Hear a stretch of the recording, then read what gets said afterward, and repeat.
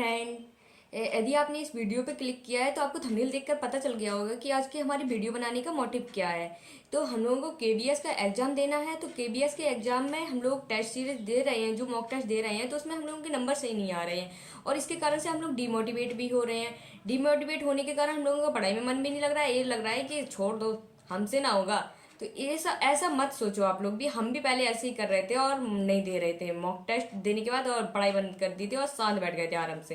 पर अब हमने ऐसा नहीं किया है। हमने मॉक टेस्ट देने के बाद क्या किया है कि उसका एनालिसिस देखा है और अपनी गलतियों पे काम किया है।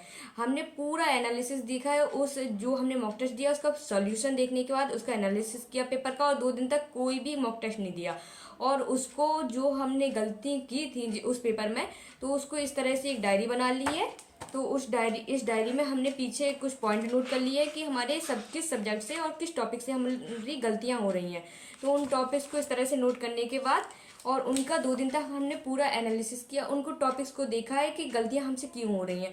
तो जो क्वेश्चन गलत किए थे उनके भी आंसर लिख लिए और उन आंसर को फिर से मतलब कि पढ़ा है।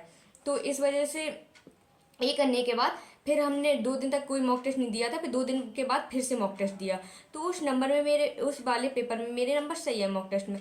तो मुझे लगा कि शायद इस पर काम करना चाहिए। तो इसके बाद हमने फिर से यही किया जैसा पिछले पेपर में किया था। तो फिर से हमने यही किया और फिर से डायरी में पॉइंट नोट किया और फिर से 2 दिन तक कोई मॉक टेस्ट नहीं दिया और पढ़ाई की है उन टॉपिक्स पर। तो इसके बाद फिर से हमने मॉक टेस्ट दिया तो उसमें भी मेरे नंबर सही आए। तो इस तरह से मतलब नंबर इंक्रीज होना शुरू हो गए। तो आप लोगों को भी शायद ऐसा ही करना चाहिए, तो शायद आपके भी नंबर इंक्रीज हो सकते हैं।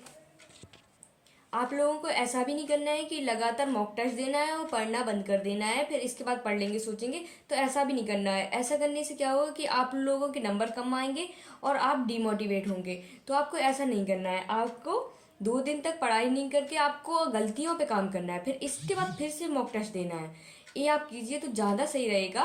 2 दिन अब अगर यदि आप लगातार भी पढ़ाई करेंगे और मॉक टेस्ट नहीं देंगे तो ये भी पता नहीं चलेगा कि हमारे मतलब नंबर कितनी पढ़ाई हमारी हो गई है और कितनी अभी अभी बाकी है, कितनी कमी रह गई है हमारी पढ़ाई में।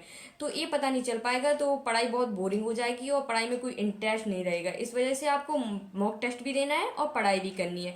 इस तरह से आप मॉक टेस्ट दीजिए और पढ़ाई कीजिए कि आप गलतियों पे काम कीजिए। और ये आपको जरूरी करना है, पेपर का पूरा एनालिसिस देखना है। यदि आप पेपर का एनालिसिस नहीं देखेंगे और पेपर देंगे, मॉक टेस्ट देंगे, तो आपको कोई फायदा नहीं होने वाला है। इस वजह से हम कह रहे हैं कि आप पेपर का एनालिसिस जरूर देखिए, इसके बाद आप फिर से मॉक टेस्ट दीजिए। तो आपके नंबर भी इंक्रीज होना शुरू हो जाएंगे मेरी तरह, जैसे हमने काम किया है इस सब्जेक्ट पर। तो आपके भी नंबर इंक्रीज होंगे।